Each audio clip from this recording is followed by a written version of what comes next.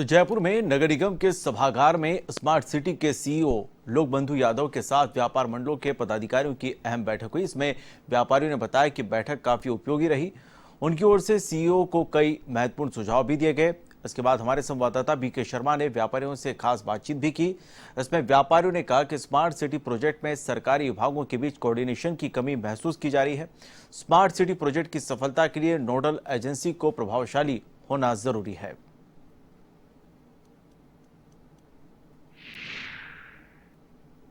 जयपुर को smart city बनाने में कई बार गतिरोध और विवाद सामने आते हैं। इन विवादों को दूर करने के लिए आज नगर निगम स्मार्ट सिटी सीईओ ने बैठक बुलाई और इसमें राजधानी जयपुर के सभी व्यापार मंडलों के पदाधिकारी शामिल हुए।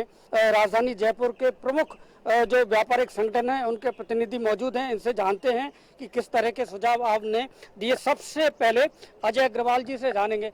और व्यापारी खुद ये चाहता है कि बहुत जब गवर्नमेंट इतना पैसा और वक्त और सोच इसके पीछे लगा रही है तो जयपुर शहर सुंदर रहे और आगे तक के लिए हम भी ये चाहते हैं कि कोई इस काम जो भी करें वो स्थायी काम हो। वो ऐसा नहीं हो कि 6 महीने साल भर के लिए काम करें और उसके बाद ख़राब हो जाए और फिर दोबारा टेंडर हो हर साल, और उसमें व्यापार को भी परेशानी होती है, व्यापारी को भी होती है और अपना टैक्समैन का पैसा भी बेकार जाता है, जाया जाता है। तो हमने आज सुझाव यही दिया कि जो भी काम करें ऐसा करें कम से कम 10 साल के लिए टिकाऊ हो। कोई भी चीज़ रंगरोगन हो, हमने देखा पिछले साल भी रंगरोगन कराया, 6 महीने में फिर दोबारा कराना पड़ा, अब फिर रंगरोगन फिर दोबारा करा रहे हैं। ऐसा क्यों? मुख्य मुद्दा तो आज का बरामदों का था, लेकिन हमने उन्हें कहा कि साहब जहाँ काम होते हैं वहाँ कुछ कमियाँ भी रहती हैं। तो हमारे बाज़ार में तो आज 10 साल से कोई कार्य नहीं हुआ। जो मैंने आज रूबरू उनसे सारी अपनी परेशानी बताई। मैंने कहा ना तो सड़कों का निर्माण हुआ है, ना नलियों का हुआ है, ना बरामदों का हुआ है, ना छज्जों का हो रहा है, और इसको सुधारा जाए। और हमारे यहाँ सबसे बड़ा परकोटे का बाज़ार है, यहाँ 600-700 दुकानें हैं, हर तरह की शॉप्स है। और आज हमें रूबरू होने पर ये वादा किया है कि साहब आपके बाज़ार का हमने टेंडर लगा दिया है और 5-7-10 दिन में हम आपका काम शुरू करा देंगे। लेकिन एक चीज़ जो हमारे को सबसे ज़्यादा परेशानी करती है वो है आपस में डिपार्टमेंट का कोऑर्डिनेशन, और आगे एक बार जो काम हो गया उसकी मेंटेनेंस को लेकर के। मेंटेनेंस एक बार काम हो गया उसकी मेंटेनेंस भी चाहिए, वो मेंटेनेंस नहीं होती। जैसे बिल्डिंगों पे लाइटें लगी, बरामदों में लाइटें लगी, खराब हो जाती है तो कोई सुनने वाला नहीं है।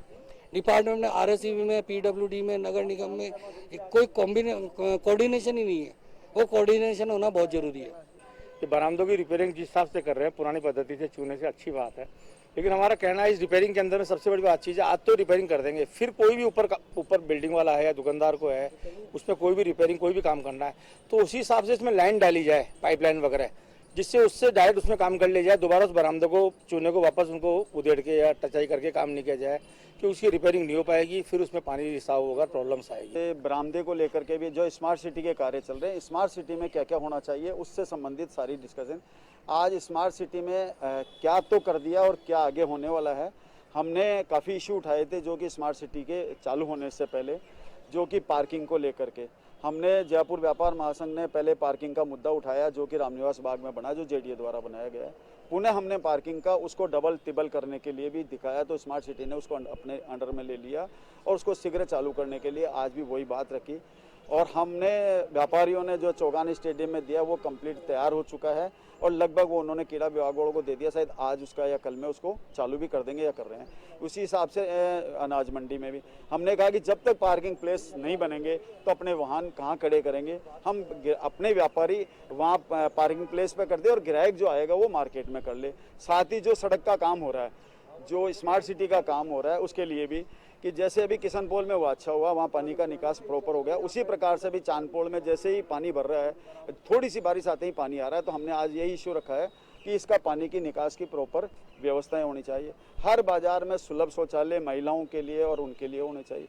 हम चाहते हैं कि अतिक्रमण ना तो बरामदे में हो ना रोड पे हो, जिससे कि अतिक्रमण से क्या होता है, ग्राहक भी नहीं आ पाता और चलने को भी बड़ी दिक्कत रहती है। तो अतिक्रमण का इशू था भाई, किसी भी प्रकार का कोई अतिक्रमण मार्केट में नहीं होना चाहिए। आमदों में ऐसा सिस्टम बन जाना चाहिए कि एसी लगाए या कोई डक्ट लगाए वो दिखे भी नहीं और एकदम अंदर से उसकी फिटिंग कर ले, जैसा कि बिजली वाले भी करते हैं, नल वाले भी अपना कनेक्शन छोड़ते हैं तो वो दे देते हैं, बार बार उसको तोड़ना नहीं पड़ेगा। तो यहाँ एक मंच पर व्यापारी और स्मार्ट सिटी के अधिकारी आए, एक अच्छी पहल थी, लेकिन अब जरूरी है कि जो जो सुझाव व्यापारियों की ओर से दिए गए हैं उनको स्मार्ट सिटी की ओर से उन सुझावों को अपनी कार्य योजना में शामिल किया जाए तो इस बैठक का उद्देश्य सफल हो पाएगा। कैमरामैन विजय मिश्रा के साथ BK Sharma, A1 TV, Jaipur.